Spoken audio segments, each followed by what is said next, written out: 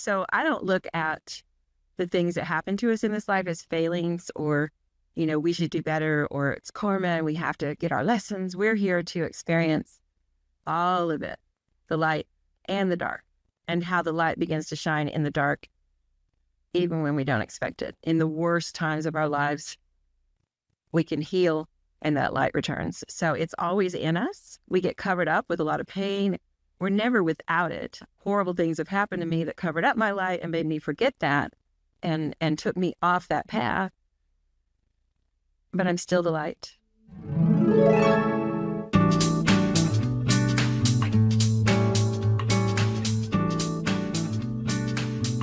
Welcome to Fear Unzipped, Lynette Setzkorn. I'm so happy to have you here. Gosh, you have a gorgeous background there. That's my world. The trees are my world. Lynette, I wanted to share with you, so you might not know this story, but Suzanne Giesemann, who of course you've worked with for a long time and has become a friend of mine, and she was in town. I spent some time with her, and I went to her documentary, to the showing of Wolf's Message, which is, I'm saying to everybody here, please, if you can, please watch Wolf's Message. It has changed the trajectory of my life, and so has Wolf. And I can't say more about that. I can say more, but it would take up the entire podcast. Yeah. So I'm watching Wolf's Message, and I'm sitting next to a friend, and you came on the screen. And I turned to my friend, I said, boy, she's got gorgeous energy, doesn't she? I just whispered it. He goes, she really does. The next day, Suzanne messages me and says, I really think you should talk to my friend Lynette on Fear Unzipped. I said, of course I'm going to. She has gorgeous energy. Oh, how funny. I didn't know that. Yes, so I wanted to share that with you. But Lynette, your story is so big, and the trauma and what you've been through and how you have traversed it and got to the other side. I think it's going to be so beneficial to so many to hear. But I did want to start with a quote, because you're a beautiful writer and people can go to your blog. Beautiful. But you say, I tell stories for the people who don't fit the mold, the ones who feel hopeless, damaged, and broken, though we are none of those things. I write for the people whose hearts are broken and they can't believe it can ever change. I've rarely followed the rules in life. Oh, yes, sister. I've messed up a lot, and yet I get to live in a state of joy because I know who I really am. All of us, every one of us can relate to not knowing what's going on, feeling completely lost, and wanting to give up. So, Lynette, with a very long introduction, will you please tell us a bit about you, your background story before it got you to what you're doing today? Well, first of all, thank you for having me. I know that Suzanne sent me a note and she said, you need to talk to Sandi. I'm like, I don't know, Suzanne. I am not a public speaker. Things slip out that aren't supposed to. So apologies in advance in case that happens, because where I write is called anunexpectedmystic.com. And I claim that because I think it's a really powerful thing for, we kind of look up to people who are on a mystical path or who are evidential mediums like Suzanne, or have these, big public personas, but it's for all of us. It's for all of us. And I didn't know that when I was growing up in a tiny town in Oklahoma, deeply involved in the Missouri Synod Lutheran Church. I will call them out. And at the age of 5 or 6, I don't remember exactly like the moment that it happened, but I realized I was going to hell. And I was a child, and I was a good child, like really actively a good child. But I knew that I was going to go to hell. And it's only recently that I realized where that came from. And it was the every Sunday morning exhortation to love God. And I didn't. And I knew it because I knew what love felt like. I had a family that I loved. I had friends that I loved. I had a dog that I loved. But I didn't love God. And so I knew at that point that I was going to go to hell. And, the Lutherans are really good at painting what that might be like. And it's not a happy place. So I lived with that kind of fear, really, of dying, of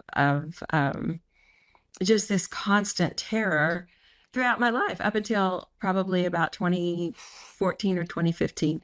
And it affected every area of my life. Like I said, I was a good little girl. We had a regular family. My dad was a scientist. My mother was a hospital administrator. I had two older sisters. And there had been some problems. My dad's sister died. He actually got into metaphysical pursuits back then in 1964, I think it was. And he was meditating and and he had some spontaneous out of body experiences, which, unless you know my dad, you have to think that's kind of nutty. But he was like, concrete science. This happened. He verified it with his. Anyway, I won't go into all that, but I will go into the fact that things changed in my family. And it was the result of what we didn't know at the time, but my mother's really abusive history as a child. And that all came out and it impacted her mental health. And she started experiencing profound depressions and really lovely manic episodes, but the despair was just unbearable. It was really difficult for especially my sister and I think, to live with. Daddy would go on trips to New York for business and we would be there with mom. And if she was in a manic phase, that would be lovely. And if she was in one of her despair phases, she would just sit and just, not engage. That sort of went on for a while. And then December 21st of 1969, I was asleep and I woke up Sunday morning to the sound of my father's voice on the phone, and his voice was shaking. And I heard him say, "My wife is gone and she took a gun." And I thought, oh my gosh.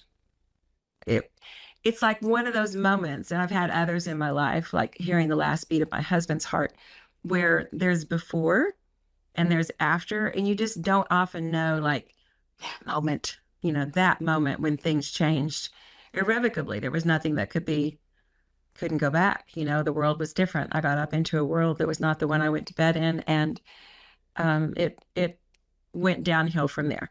So I'll say that. Well, that's a lot to unpack. How old were you at that time? I was 12. Okay, so you're 12 years old. Your mom has disappeared. Did they find your mother? Never found her. She's the oldest missing persons case in Oklahoma. The first indication that we had that she had actually passed was when my oldest sister just sort of by chance happened into Cassadaga medium or spiritualist camp in Florida. And a medium said, "I'm supposed to talk to you," and called her in. And all of a sudden there's my mother rushing at her to get through to my sister because here's the opportunity to speak to us. And she, that was in 2009. So all that time, we didn't know where she was. And I have since had a lot of mediumship readings. Suzanne, we were hanging out at Unity Village one weekend, and Suzanne and a couple of other mediums that she is friends with, and they all kind of did a group reading and came to some, resolution about maybe what happened to her after. But what my mother's made very clear is that she doesn't want to talk about that. Mm-hmm. She wants to talk about, most recently, about the beautiful parts of her life and how wonderful her life was many times, because I had always thought of her, poor mom, terrible things happened to my poor mother. She was horribly sexually abused from the age of 4, poor mom. And now, as a result of communicating with her directly, I did it over a period of about 2 or 3 months in my morning meditation. And then I would connect with her and get the information from her that painted a different picture. And it's really important to me to recognize that life is not this or that. Mm-hmm. It's mostly it's mostly this and that. So my mother was horribly abused, mentally ill. She disappeared. And she was this vivacious, outgoing, intelligent, creative woman who had wonderful friends that she loved. It's looking for that balance is really important to me in dealing with all of the things that have happened in this life. I just can't even imagine a 12-year-old, because it's a time when you really need your mom. Yeah. And waking up and your mom disappeared, and then living with that and having that big question mark. It's like a missing child. I mean, it's a horrible thing that you have to carry with you. And also you said all your life you've had this horrible fear of death. Like, I think on a level that's probably more severe than most people fear death in some way. Probably Um, pathological.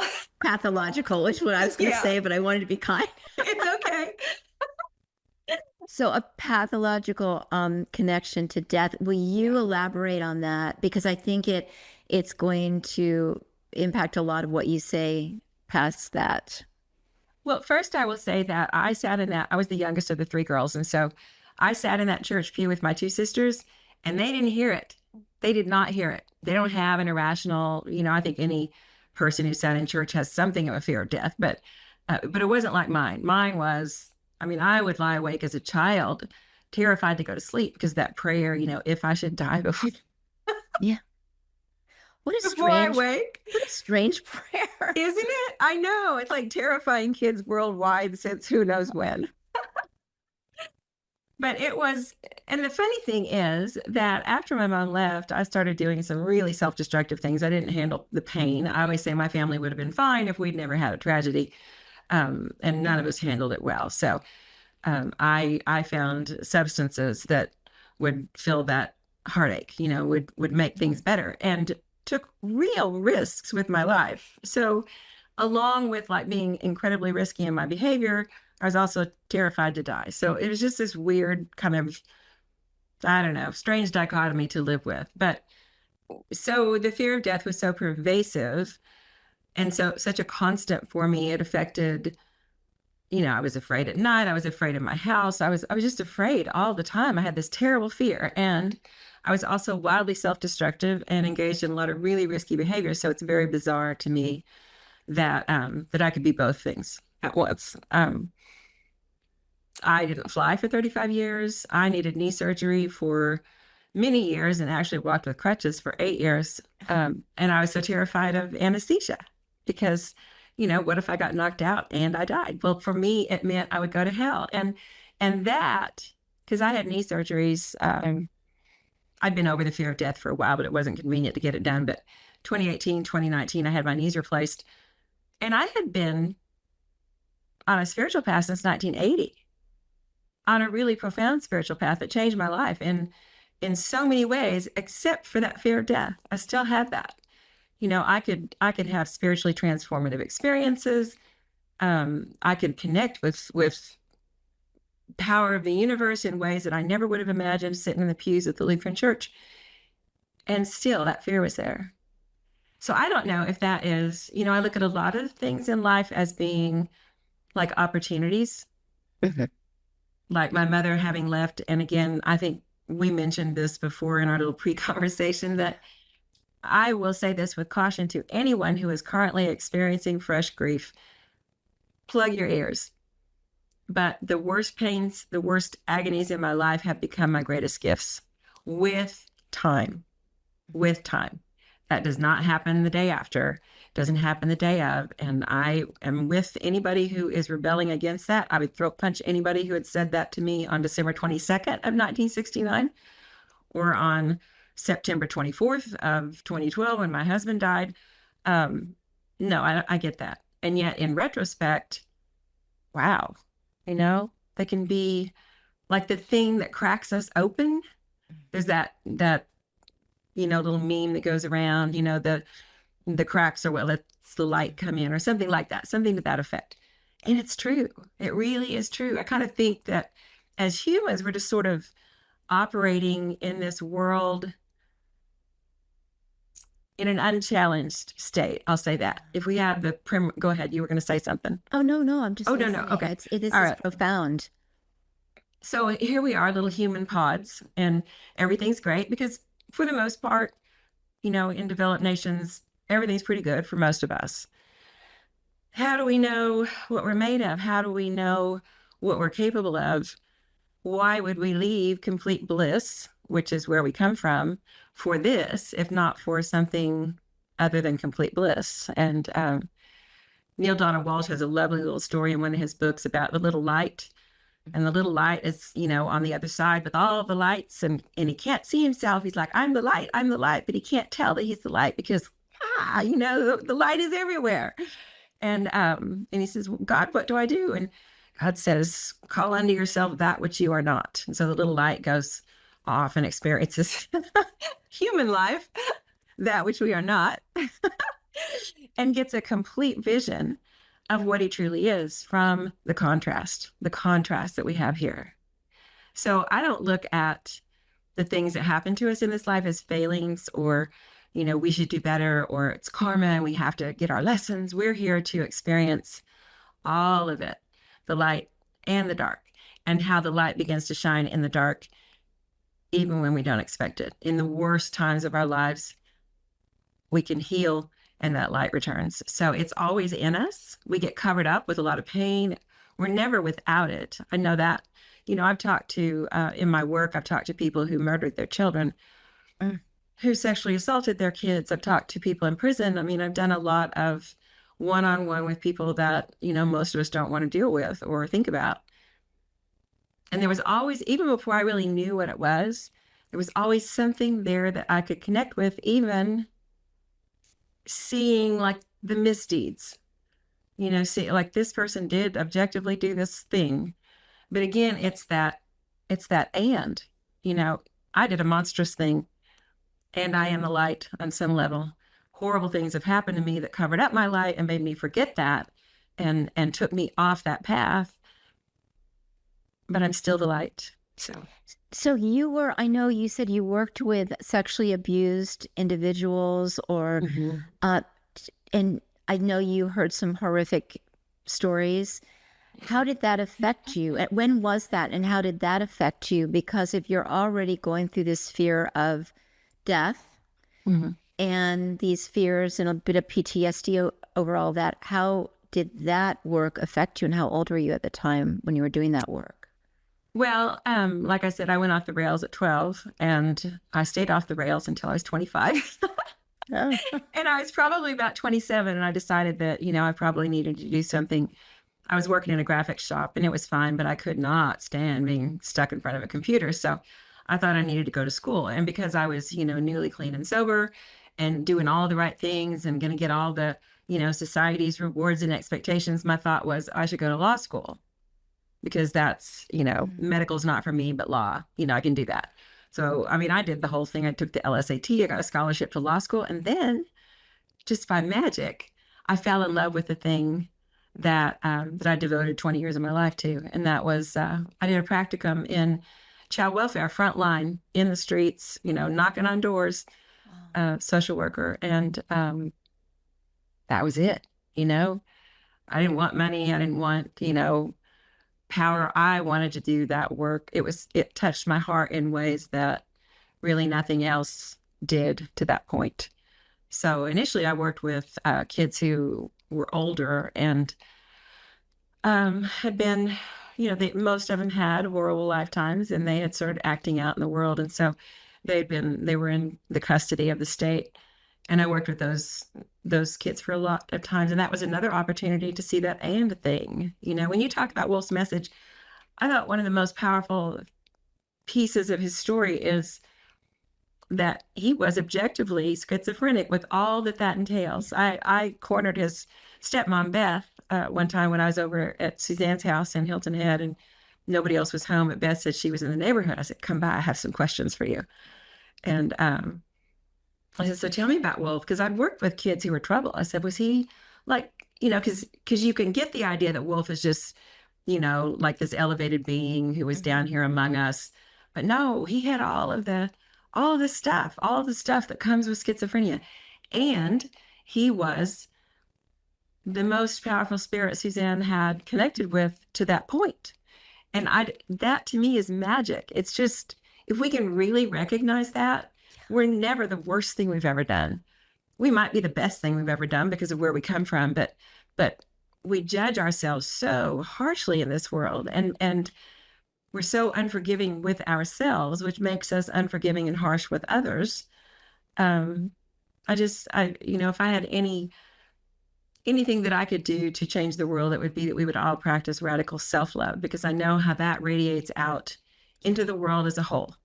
It would change the world. It would.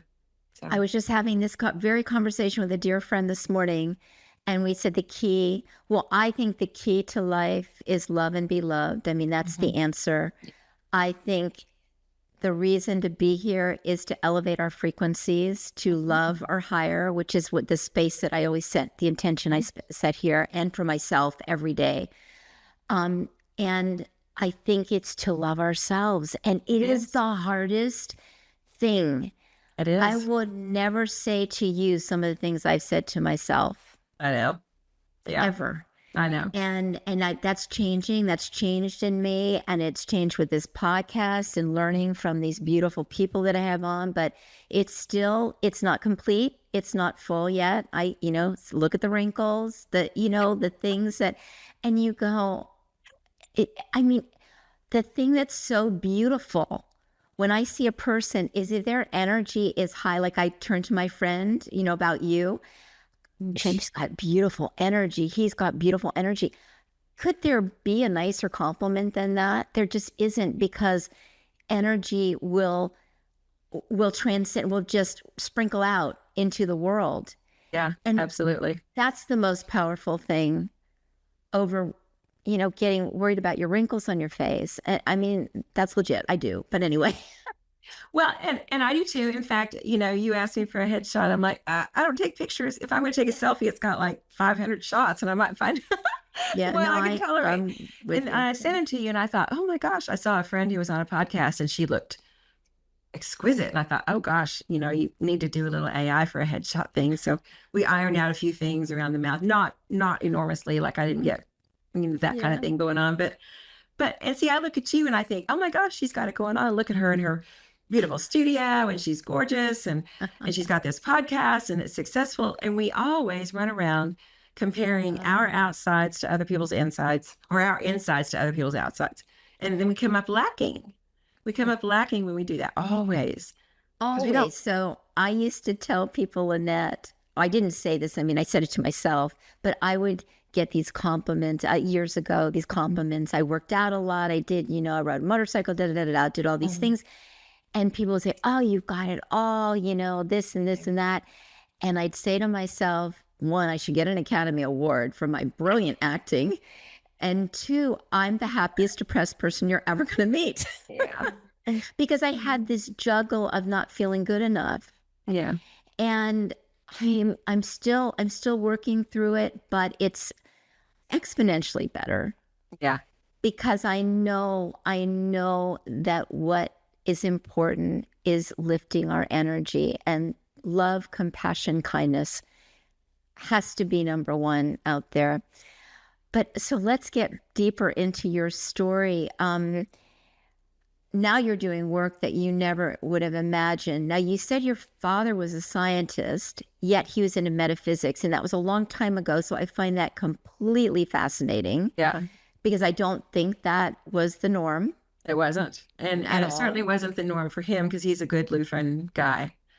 But to play havoc with him a bit. Well, he was driven by his grief over his sister's death. And the night that she died, she came and stood at the foot of his bed and said, Jean, I'm not in pain anymore. He couldn't understand how someone as lovely as my Aunt Leona, as beautiful, as kind and helpful, and could have suffered so horribly with cancer. He couldn't understand it. And so the church wasn't any help. I have a friend in Las Cruces, and her son was born with spina bifida, and she went to her priest when her son got out of the hospital and took her son and said, why did this happen to my son? We've tried to live a good life. And the priest just said, well, he's a sinner and you are too. I know. Okay. So I can't. I hear it. This makes my head explode, my heart explode. And that people are believing this, that you're born into the world a sinner. Oh, it's original sin. It's, it's like a foundation of Christianity, but almost the same thing when you think about karma and all of that. So the best thing to me that any of us can do is to have that direct experience with God, with the energy of the universe, source, whatever you want to call it. Have the direct experience of that, and you will come to find that these things they're just human rule sets. They're human stories that we put here, maybe for the reason that we'll find a way around them, that we'll learn to navigate them. I don't know why. I don't think that, well, I don't know. None of us really know. I think a lot of it is part of control. Oh, That, yeah. these institutions that Mhm. you can keep somebody in a nice little box if Yeah. you make the rules. Yeah. Now, I had a guest on, and I've said this before in the podcast, but it's worth repeating. Thomas Campbell, who's a physicist, Mhm. studies the science of consciousness. And he said, it cannot be your truth until you experience it. And I believe that to be true, because you could tell me this incredible story. I go, oh, it's really interesting. How did that happen to her? But until I experienced it, then I go, oh, I totally get it. I did a workshop with him. We went over Bev, Suzanne's primary beloved forever assistant, Bev, and I. We went to Suzanne's and we hung out for a week, and we did a workshop with Thomas Campbell. And I think he's wonderful, and he has his experiences. I believe that we can create. So my original transformation after the church was through the 12-step process, and that started in 1980. I finally got it, like the don't do the stuff part in 1982. um, Bill Wilson, who was one of the co-founders of Alcoholics Anonymous, he had blinding white light, direct experience, like whoosh, and that was wonderful for him. But how do you make that happen for other people? And that's where the steps came in, which were channeled. He said later on, he didn't even really understand what they were about or what they meant. But the thing is, it was a numbered process. Do this, this, this, this, and this, and it will take you to the promise of the whole 12-step industrial complex, which is huge now, having had a spiritual awakening as the result of these steps. That is the most powerful thing to me that's ever come into the world. Do this and you will get this. And I have certainly experienced that myself. And so, do I have to have a direct experience to start? No, I don't think so. I didn't believe for sure that I hoped that there was an afterlife up to the point that my husband died. I hoped, but I didn't believe it really. And I also knew at that point still that I wouldn't be going there. So with him, I wanted to know, is he still in some realm? Is Mike still here? Is he somewhere? Is he somewhere? And I started getting signs from him pretty quickly after he passed. But the other thing that I did, I started reading near-death experiences. I started reading, Suzanne has on her website, because Mike led me to Suzanne's work 1 year to the date of his death. My sister went to a book club in Florida and said, called me and said, wow, you got to hear about this medium. This is crazy. She's a Navy commander, blah, blah, blah. You need to check her out. So I watched that video. I was like, oh, okay. I'm going to check out her website. And she had transcripts of her guides, Sanaya, of the channeling sessions that they had done. And oh my gosh, I would read those because in that is everything. And so I immersed myself in this process. I didn't believe it. Suzanne would say, I tell her this now. It's like what a bunch of hours. She would say it, but she would end everything with, you are so very loved. And I was like, but I just always contemptuous, like, please, no, you don't know me. You don't know a lot of people in the world. And now I get it. I mean, how can we not be so very loved? We are that. And so anyway, it was like, for me, in AA, they talk about the difference between a sudden and spectacular spiritual upheaval and awakening that transforms us in a minute. And I've had those, thank goodness. But there's also the educational variety of spiritual experience. And it doesn't have to be a 12-step process. It can be what I did after my husband died, which was truly just immersing myself in everything that I could read about people who had been to the other side and come back, and everything that I could read from a higher consciousness. And I didn't believe necessarily what was being said, but I trusted the person who was saying it. I trusted Suzanne because of, look at her. Yeah, I mean, I trust Suzanne because of where she came from. Yeah. And she has to have evidence, because she would never put anything out there without evidence. Yeah. Right. And that was the thing that convinced me. And so it was a slow process, but it was an effective one, because now I know And it laid the groundwork for my own direct experiences, like Tom Campbell talks about. I think it was like 2016, maybe. I had been going to, and by this time, Suzanne and I were friends. We were hanging out together and stuff. And we had a mutual friend, Brenda Baker, who she hooked me up with Brenda so Brenda would stop writing her long emails.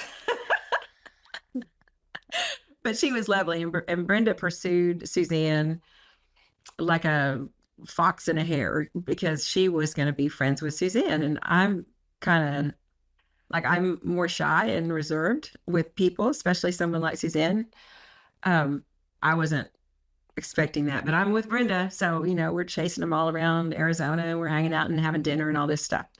So, I had read this book called Tattoos on the Heart by Father Greg Boyle. And he is, I know he's got to be a living saint. I don't know, but the quality of love that he dispenses to everyone who crosses his path, I just find, it's a holy thing. I shivered and cried my way through that book and all of his subsequent books, talking about these hopeless, helpless people, and he loved them anyway. That means so much to me because I felt like I was one of those. I have a picture over my bed of Jesus with the lost lamb. Suzanne has a picture over her desk of the flock, Jesus with the whole flock. And he's going off after the lost lamb. And I've told her, I said, you go for the flock. I'm going to pick up stragglers, the misfits, the ones who don't belong. I'll be back here, finding the people that are struggling with more of that. But anyway, Father Greg, I went into a pizza restaurant, 15th Street in Tulsa, Oklahoma, waiting on an order for my nephew's birthday. So it must have been May 2nd. And all of a sudden, there it was. And I always think about Tom Campbell with this, like everything changed. The room changed. Everyone sort of faded and got misty. And what came to the fore and what I could see was the immense power of love and that energy that is us. Everybody in that restaurant, and I don't know who was in that restaurant, murderers, child, I don't know, who knows? But everybody was a part of it. Everything was a part of it. And that energy, you couldn't escape it. It was everywhere. I was in it too. It was just this pulsing, vibrating magnificence. And the room was silent and I could see it. Oof. And if only I could live in that all the time. Oh, it's magical. But who could? Yeah, it's magical. And I think we get like pinhole dots of glimpses into this. I get that every once in a while. I had it the other day, most of the day, actually. That was a wild day. I kept messaging some friends and going, what is going on? Because I was in it. And, but even if you get a pinhole dot worth of that love, it is so huge, Lynette, that it could cover the entire planet. It's that powerful. And you can never go back from that. No. I remember reading about somebody, I think he might have been affiliated with Ions or something, but sometime in his late teens or 20s, he'd been fooling around with meditation while he was in college. And he had an experience, and he thinks it lasted less than 30 seconds. It set the course of his entire life. He never had this is what I find impossible to believe. He never had another experience like it. But he knew in that instant that reality was not the way it appeared. And he devoted his life to doing research into consciousness and all that stuff, and never got another one. And I'm like, oh my gosh, I've had so many unexpected, I won't say undeserved, but just out of the blue experiences. I feel, sad for him and yay for me. Well, also, I think because you're open, you're open to it now. And you're not kind of pessimistic, you're open, the magic of life, because there's so much magic out there. And I say that all the time. Yeah. Hard to find it when you're in the midst of, I've had several people on who have talked about grieving and have lost children, and it's hard to find it, but they have found it, Lynette. They have found it because they're now connecting with their beautiful children. Oh my gosh, these stories are just incredible. Oh, they are. I went to Helping Parents Heal last summer with Suzanne, and the last time they had it. And to be in that energy of people who have come through such, and not everybody is elevated, but but there's that loving presence of everyone saying, come on, just stick with us and it's going to be okay. It's going to be okay. But one of the first experiences I had of like the world disappearing is just nutty because it was like 1977. I was on a dance floor. I had moved into an apartment complex in Montrose, and I was, I was like 19 years old, and there's all these handsome young men and little bikinis by the pool. And I'm like, oh my stars! But no, they liked each other, but they liked me, and so they took me out to the bars with them, and we're on the dance floor. It's probably 3 a.m. Someone's passing around, one of those little butyl nitrate things that you could get in bookstores at the time, and everyone is dancing, and it's like this one energy. And I think about that now, and I think that must have looked like a portal, like just a portal of love and excitement and joy. And no matter how that comes, I think it brings in, like, we were probably observed by, all the masters and who knows, all of our loved ones, and everybody was just there. And it was like, that was my first experience, maybe of oneness, I think, where there wasn't any distinction. It was just, we were one energy. Yeah. Yeah. My son actually shared a story. He lives in LA in the art district, and he's a musician, and he was at this somebody's backyard, outdoor concert barbecue. And he messaged me, and he was just lit up. And he said, Mom, something happened that night. We were all in sync. We were all in love with each other, loving the experience. He says it was one of the most magical nights of my life. Yes. It's not that it was out of the ordinary kind of event, but It clicks in. We've all had it. I mean, I've had it, and it's just so, so great. Can I ask you about your husband? Because I know he was like the love of your life. And can you share about him and what he was like and what happened when he died? Because I think he went through some serious PTSD. Yeah, pretty serious. Like homicidal. Yeah. Yeah, so the first time I ever saw Mike, he was literally sitting in a shaft of white light. I don't know how that happened. It was a noontime AA meeting in a crummy little storefront in Tulsa, Oklahoma. And then there's this man across the catty corner from me across the table, and he's just vibrating. And when you talk about the energy, he was just like, he was lit up. He was just lit up. And I don't go to meetings anymore, but the spirituality that I learned in the 12 steps has been the thing that has changed my life. And of course, I've built on that since then too. But when I look at the founders of AA, what they have done pretty much is what I've done. They go beyond that. They go beyond what more can we bring into this? So I talk about the grumpy old men of AA because, the way. The ones who start toting the Bible and forget about working the steps, and anybody who's happy. So Mike was happy. He'd been a daily drinker and hadn't been able to stop until he had a bout of pancreatitis, and he had to. And then he was in the hospital for about, 3 weeks with that. But he was so ecstatic to not be drinking, and he was full of joy, and he shared that. And then, here come the grumpies, like, just wait. Oh. Yeah, that's not going to last. Always. And so, there's always somebody that wants to tear you down. So I just got next to him as we were leaving, and I said, if you keep doing what you're doing, you don't have to quit getting this. You can maintain this and build on it. And he's like, thanks. So we became friends for 6 or 9 months. I don't know. And there was a night at that same place. We were at a meeting, and he said, I just got a new truck. Does anybody want to go to the Springtime in the Ozarks concert in Eureka Springs, Arkansas? And it was like, no. There's a group of us. And he said, well, what about you? And completely out of character for me, I said, okay. We went and played poker that night. And the funny thing is, there's like 6 men and me, and, we're dealing, maybe there were 5, I don't know, dealing the cards, blah, blah, blah. Last hand of the night, I was dealt a royal flush and hearts. Whoa. I know, it never happens. And the other guys were just like me, and Mike was like, God, that's great. Good for you. So I thought, oh, what a nice guy. Anyway, we were together from that next day when we went to Eureka, and we had a charmed life for, I don't know, probably 10 years. We had charmed life in that we had each other for 20 years.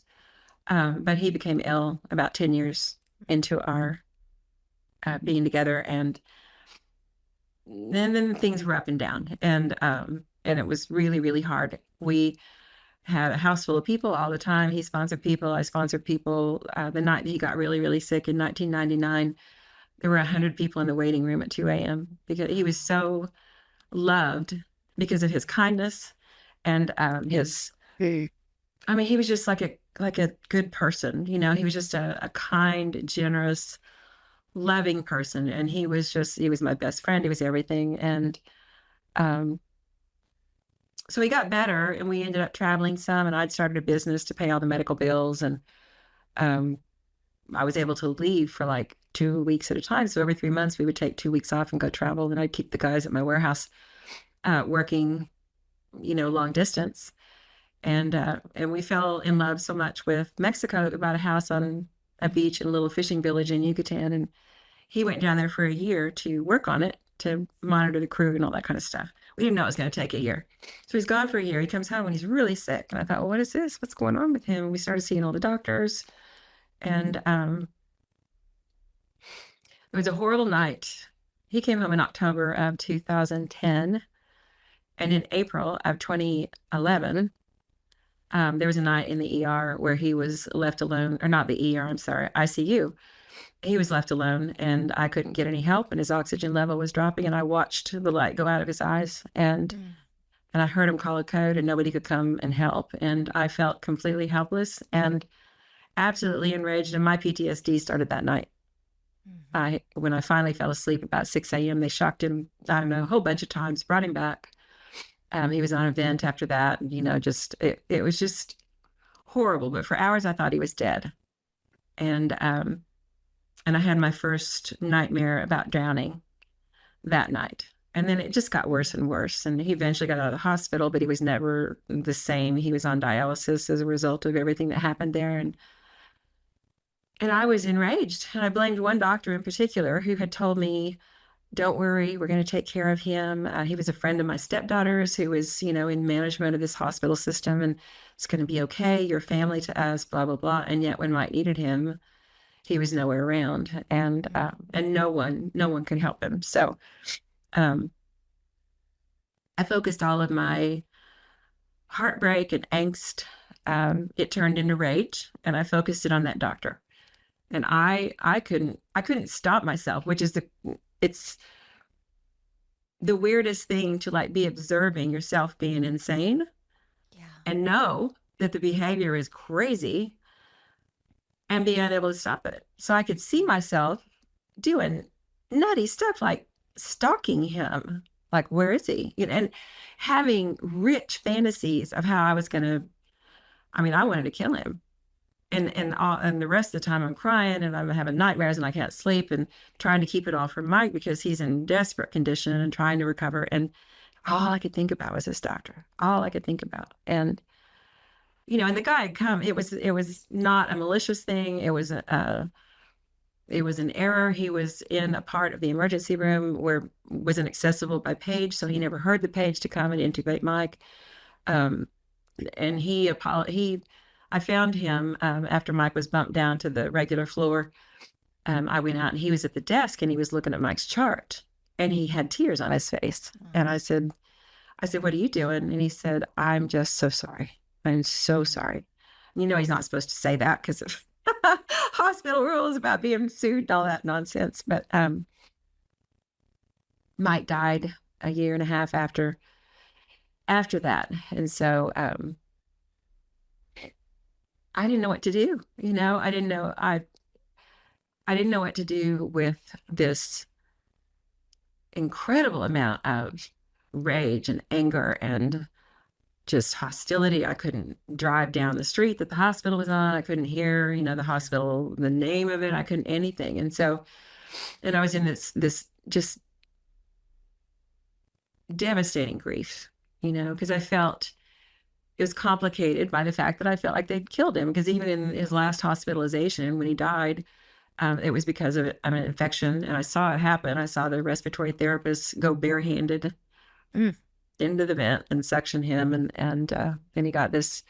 Anyway, be that as it may, he said later on through a medium that he left when he did because he could not have He didn't want to, A, live through another winter on dialysis, and B, he did not want to live in the way that he would have had he recovered from that last illness. And I knew there would be a nursing home in his future, and that was not Mike. So what am I going to do? The love of my life is gone. I'm not I don't know who I am anymore. I can't control myself. Despite my wild younger years, I had become a pretty responsible, productive person, and certainly felt like I was capable of handling almost anything. But I couldn't help myself. And I went to a counselor, I went to a psychiatrist, I scared the counselor. Because they would say, "How are you?" And I would just, "I want to kill the doctor." That's all I could talk about. I want to kill the doctor. It's actually a wonder they didn't try to find out who he was and go tell him, like, this woman really, this woman really wants to do you in. So it was April, I don't know, early April, beautiful spring day. I had the top down on my little car. I'm driving across Tulsa. I'm sobbing, as always. I got NPR on the radio, and something caught my attention. It was the tone of the man's voice. It was the Moth Radio Hour. And I started listening. And it was a man who he'd worked in civil rights activism in the 60s and 70s. He lived in the South. He ended up adopting a little girl that he had encountered in the process of his work. His name was Hector Black. And he loved this child like his other children that were born of his wife. And she grew out to be a lovely person. She lived here in Atlanta, and she made wedding dresses. She was a teacher. She was just this beautiful light in life. And someone broke into her house while she was away, and then apparently left. And people, I guess, reported this later on. He left, and then he came back, and she came home, and there he was. And so she, being the way that she was, they started having a conversation, and she was kind to him. Obviously, he was a troubled soul. He was addicted to crack cocaine, but he responded to her lovingness with him. And this now comes from him. So that's how we know that it was that, because he ended up killing her and raping her. And I think he raped her after, which, just a whole other level of just the horrors of this world. Like, how do we deal with that stuff? Mm-hmm. So Hector has lost his beloved daughter to this horrible, horrible thing. And he went to the trial, and he listened to the man.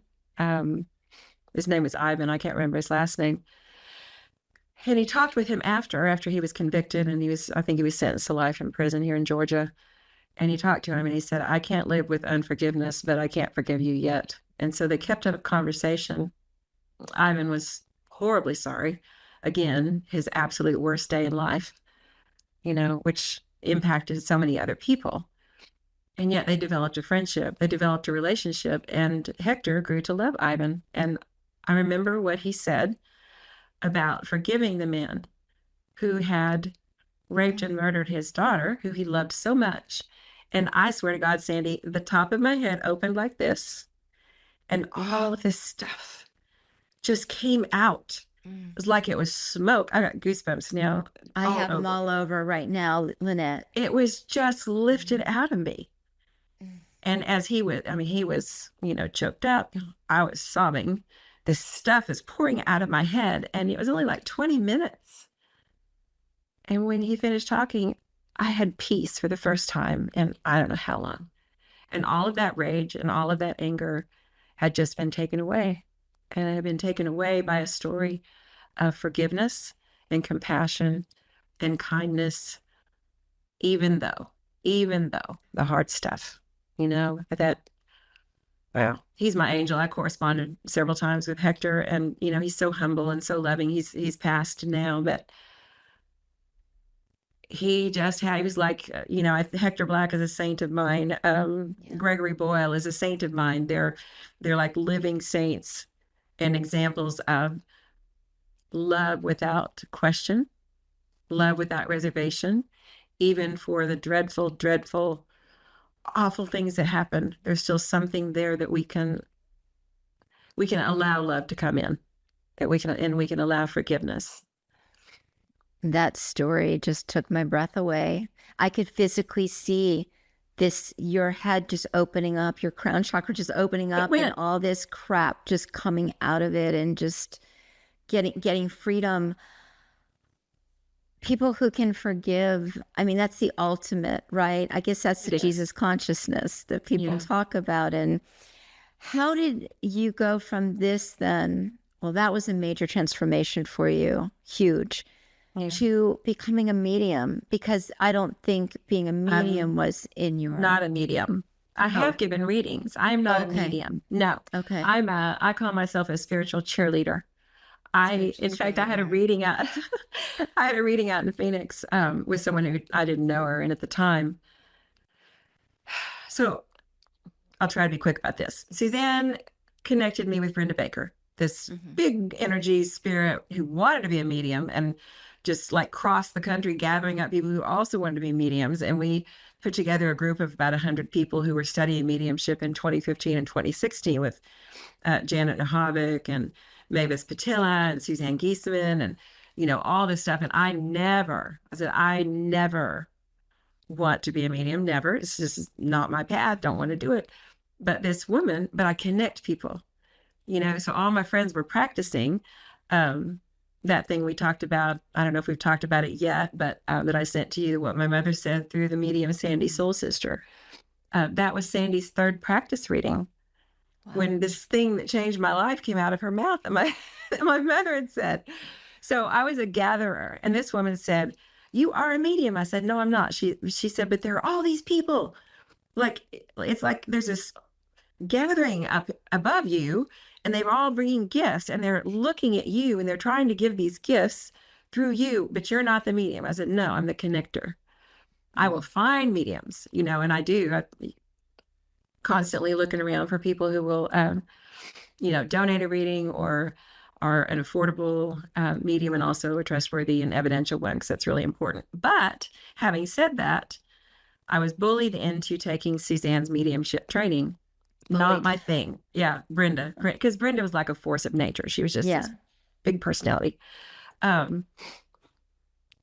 We went to Pennsylvania, and took her mediumship training, and I said, "This is not my thing. I'm much too shy to be a medium. I can't do this. I don't want to do this. I don't know. I'm ADD, wildly ADD. I can't quiet things on the inside to where I can like pick out the tiny, and I don't want to, because it drives me crazy. I want big picture stuff."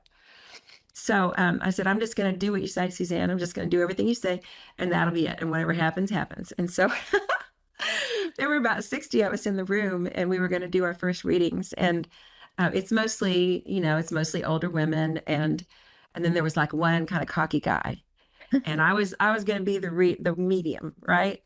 So I'm saying to my guides, "I don't want that guy. I don't want that guy. I don't want that guy." And who sits in front of me but that guy, right? First. Yeah. So I disobeyed. I said I was going to do everything Suzanne told me to do, but I disobeyed. I told him, "Don't speak," because Suzanne had wanted them to give us feedback. I said, "Don't talk, and I'm not going to look at you." So I closed my eyes, and we did it. So 5 minutes go by, she rings the bell, and I opened my eyes, and that guy was like, and I said, What? And he said, "That was my dad." And he just went on and on. And I'm like, "You are kidding. Oh my God." The point of this is that Suzanne gave such specific instructions, and I followed them. I surrendered to doing that. I followed her instructions, and there was this stuff.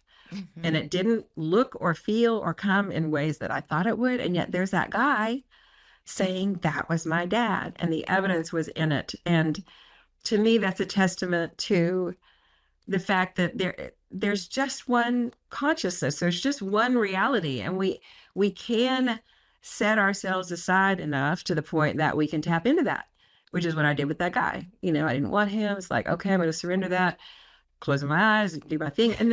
And then there's dad, but not in the way that I would have thought of it. And I think that's really an important point for all of the spiritual practices, because we listen to great big magical stories, the ones that make the news or make the bestseller list or whatever. And it's like, well, I want to have that experience. And that may not be your experience, but it doesn't mean your experience is any less than. But we can discount our own experiences because they don't look like this person's, or, that person's. Like, we can have healing, maybe is not on the level of Anita Morjani's healing, but it's still a healing and it's still real, it's still genuine. And I think that is something that all of us can be aware of, is that our comparison is the absolute death of joy. Yeah. And our experiences may not look like someone else's. And it's okay. I mean, it can't not be okay. There's one big energy of love and we are swimming in it. We can't get away from it. We're of it. So really anything that arises is going to be of spirit. So just relax, take a breath, relax. Words of wisdom, Lynette. I say that too. It's often not the big explosive things that are going to impact you. It's this small little message that might be on the side of a truck. And you go, it's the small, for me, it's the small things that come through. And then every once in a while there's an explosion. Yeah. You go, well, you can't deny that. I mean, that's just huge, but but that's not going to happen all the time. And it's not. Go ahead. I was going to say, the reason I call you a medium is because you're an accidental medium. Oh, well, it wasn't an accident. Well, am I remembering that correctly? That I think it might have been an accidental mystic. Yeah. Oh, an accident. Okay, yeah. Accidental mystic. Yeah. Yeah. And we all are. Everyone is. And everyone has the capacity to be a medium. Do you want to discipline yourself to pursue it? I don't. Do that. Yeah, I don't. Yeah, I have the abilities, but I don't want to do that for a living. It's just not my thing. Yeah, and do whatever your thing is. What is something that you've learned from this incredibly expansive, huge life you've had that has been a lesson that you feel is life-shifting for others? That maybe if other people hear this, they might go, oh, that makes sense for me too. Well, the most radical thing that I know really is that, and it sounds so simple, but when you get into it and you really get at gut level, it is just love. It is just love. I don't care, Hitler, I don't care about all that stuff. In the end, at the highest level, we are nothing but the purest love. We are nothing but that. And we can't ever get away from that. We may bury it.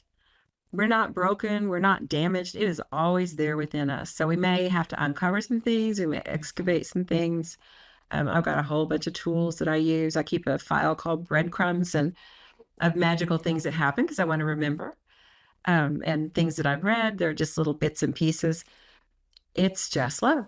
And that sounds so simple. And it seems so not in evidence in our world. But if we can actually relax into that and experience it directly like I did in that restaurant and some other times, that's everything.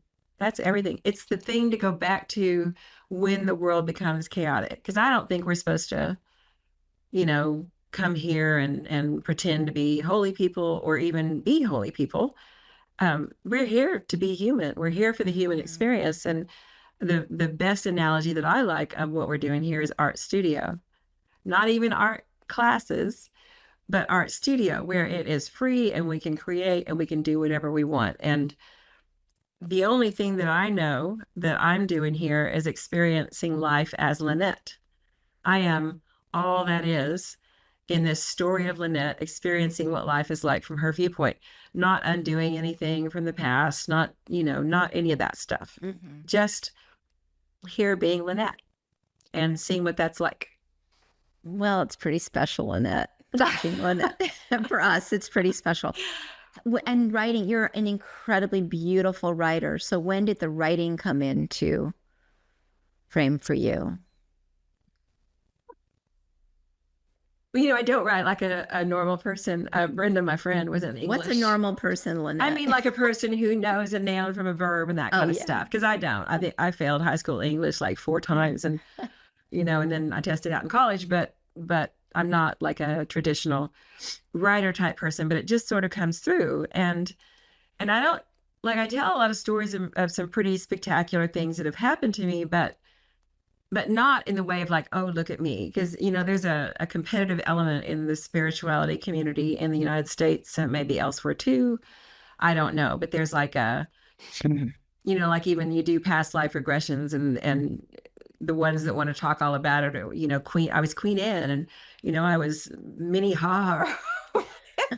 Nobody's the washerwoman, or, the cook or whatever. But it's just this kind of competitive thing. So I'm not telling those things because I have any sense of I've been blessed, or I've, been better, or any of that stuff. It's to really, because I'm pretty clear about the fact that I have been a mess. People talk about a dark night of the soul. I had dark decades of the soul, dark decades, pretty dark, a long time. And yet I get to live this way. And I hope that I could communicate that in the stories that I tell, and, the people that I talk to, because people reach out to me through my website, and, we'll have conversations. I'll hook them up with resources and that kind of thing. And it's just, I just want to be of service. I want to help somebody, say something, give a hug, whatever, to somebody in a time when they especially need that. Well, I can't think of something better to do for somebody. Put the love out there, and watch it just fly all over and attach to different people. Just, stick to different people like sticky notes. Yeah. Oh my goodness. Well, we've come full circle, and I know there's so much more here, but I do have questions that I ask everybody, and may I ask you those questions? Sure. It's your podcast. You can do what you want, Sandi.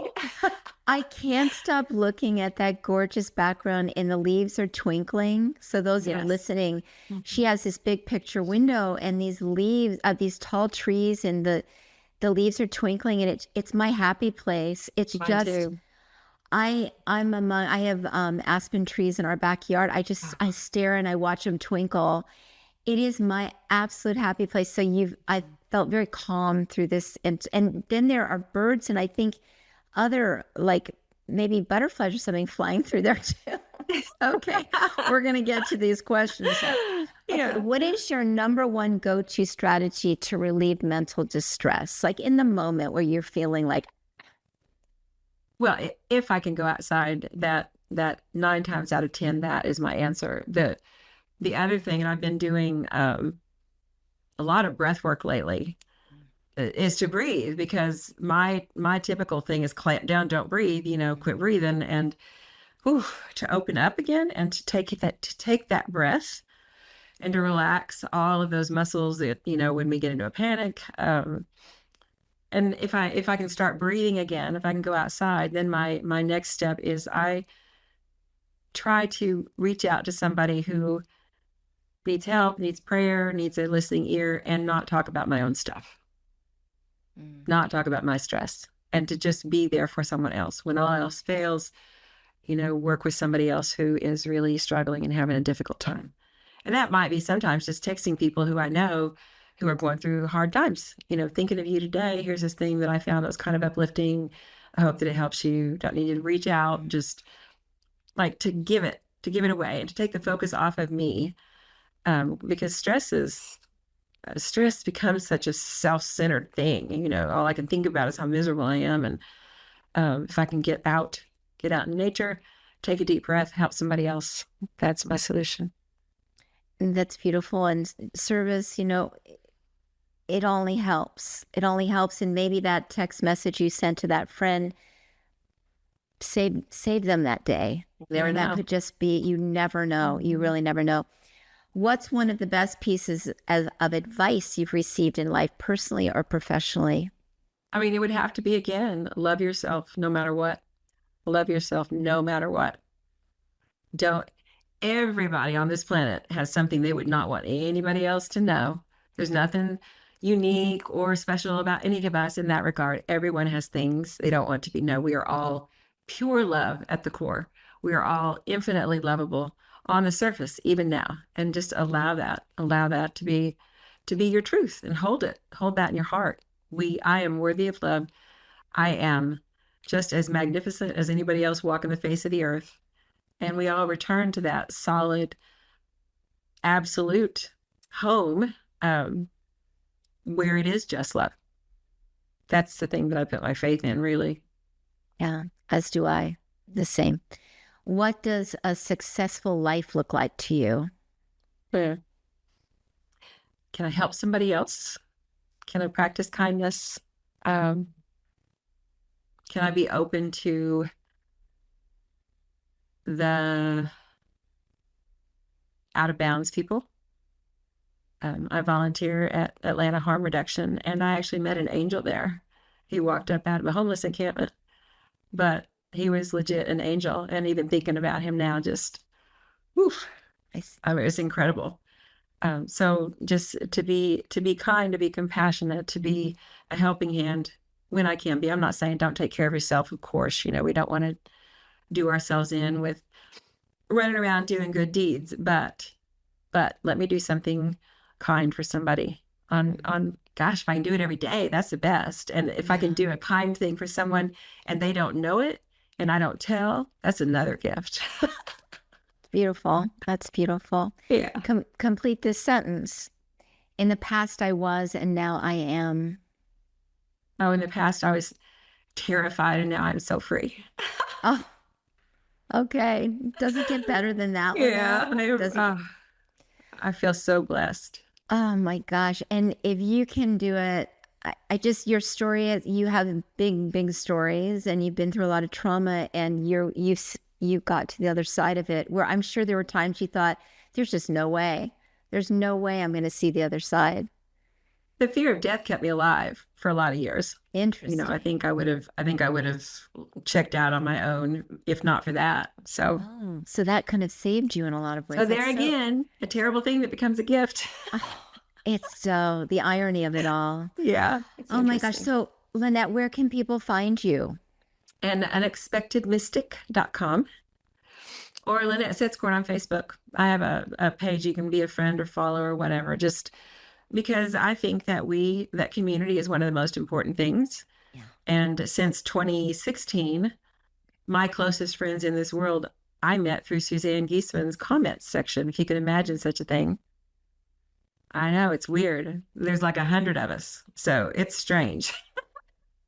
You know, I don't find that strange, because I've met some of my closest friends through like a mediumship circle or something that, Yes. and they are my heart. They are my absolute heart.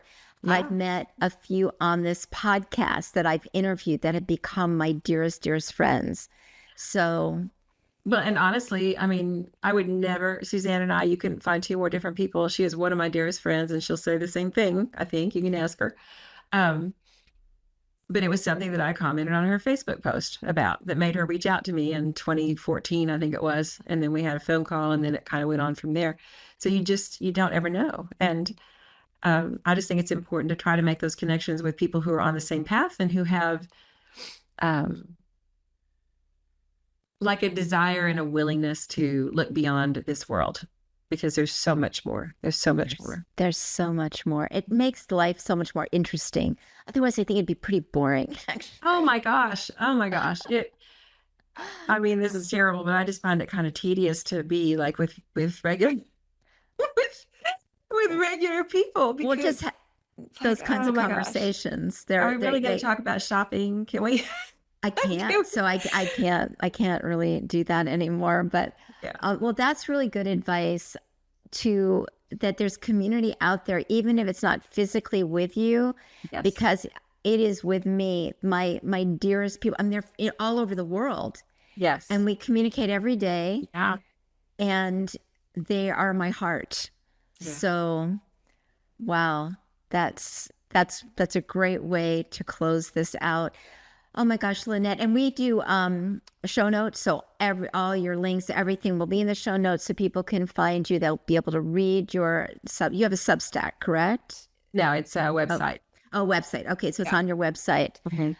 And this is where I also say to my beautiful, beautiful Fear Unzipped community, who I love with every ounce of my heart, and I mean that deeply, that if you enjoy this podcast, if you want to subscribe or tell friends about it, it's just helpful to get the word out there, to share these stories, because it's all about love, peeps. It's all about love. Yeah. Yeah. It is. It is. Lynette, thank you so much for being here. Thank you, Sandy. Thank you for having me. I appreciate it. Okay. Sending love. Bye.